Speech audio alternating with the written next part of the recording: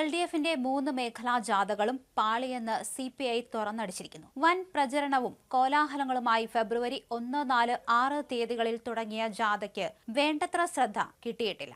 MV Govindan നയിച്ച വടക്കൻ മേഖലാ ജാഥ, CPI സംസ്ഥാന സെക്രട്ടറി ബിനോയ് വിശ്വം നയിച്ച തെക്കൻ മേഖലാ ജാഥ, Kerala Congress M chairman Jose K Mani നയിച്ച മധ്യമേഖലാ ജാഥ എന്നിവയാണ് പാർട്ടി വൻതോതിൽ കൊട്ടിഘോഷിച്ചത്. സർക്കാരിന്റെ വികസനക്ഷേമ പ്രവർത്തനങ്ങൾ ജനങ്ങളിലേക്ക് എത്തിക്കാനും കേന്ദ്ര സർക്കാരിന്റെ പ്രതികാര നടപടികളും വർഗീയ വിഭജന നീക്കങ്ങളും തുറന്നു കാണിക്കാനുമായിരുന്നു ലക്ഷ്യം. നിയമസഭാ മണ്ഡലം കേന്ദ്രീകരിച്ചായിരുന്നു ജാഥകൾക്ക് സ്വീകരണം ഒരുക്കിയിരുന്നത്. എന്നാൽ CPM സംസ്ഥാന സെക്രട്ടറി MV ഗോവിന്ദൻ പങ്കെടുത്തപ്പോഴും കസേരകൾ ഒഴിഞ്ഞുകിടന്നു എന്നത് CPIയുടെ പ്രധാന വിമർശനങ്ങളിൽ ഒന്നാണ്. ബിനോയ് വിശ്വത്തിന്റെ ജാഥയ്ക്കും വേണ്ടത്ര ശ്രദ്ധ ലഭിച്ചില്ലെന്നും ഒരു സംസ്ഥാന ജാഥ മാത്രം മതിയായിരുന്നുവെന്നും എക്സിക്യൂട്ടീവ് വിലയിരുത്തി. അതേസമയം ബാലുശ്ശേരിയിൽ വയോധികൻ തന്റെ പെൻഷൻ തുക CPM സംസ്ഥാന സെക്രട്ടറി MV ഗോവിന്ദന് കൈമാറിയതിന് പിന്നിൽ നേതാക്കളുടെ തിരക്കഥയായിരുന്നു.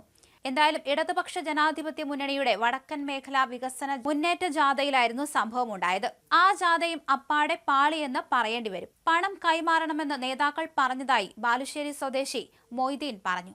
ഗോവിന്ദന് നൽകിയാൽ പണം തിരികെ തനിക്ക് തന്നെ നൽകുമെന്ന് നേതാക്കൾ പറഞ്ഞതായും അദ്ദേഹം പറയുന്ന വീഡിയോ സമൂഹ മാധ്യമത്തിൽ പ്രചരിച്ചിരുന്നു. എന്തായാലും CPMന്റെ ജാഥകളെല്ലാം തന്നെ പാളിയിരിക്കുന്ന ഒരു സംഭവമാണ് ഉണ്ടായിരിക്കുന്നത്. അതുകൊണ്ട് തന്നെയാണ് CPI ഇത്തരത്തിൽ വിമർശിച്ച് രംഗത്തെത്തിയതും. മധ്യമേഖല ജാഥയടക്കം വളരെയധികം തകർന്നുപോയ അവസ്ഥയിലായിരുന്നു. പലപ്പോഴും ആളുകളുടെ പിന്മാറ്റവും എല്ലാ ജാഥയിലും കണ്ടു. ആവശ്യമില്ലാത്ത പൊടിപ്പും തൊങ്ങലും കൂട്ടിച്ചേർത്തുകൊണ്ട് തന്നെ ഇത്തരത്തിൽ വലിയ രീതിയിലുള്ള പ്രചരണങ്ങളൊക്കെ തന്നെ നടത്തിയിട്ടും ഈ ജാഥകളൊക്കെ തന്നെ പാളിപ്പോയ അവസ്ഥയായിരുന്നു. ഇത് CPIയെ വളരെയധികം ചൊടിപ്പിച്ചിട്ടുണ്ട്.